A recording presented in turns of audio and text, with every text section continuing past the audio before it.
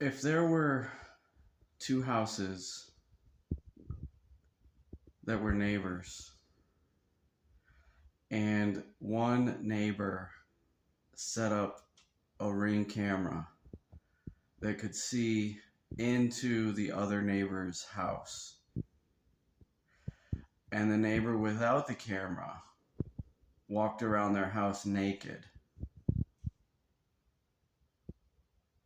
could the Ring camera neighbor complain?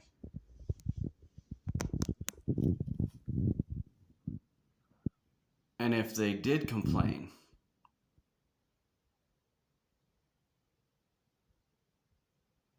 would they be justified?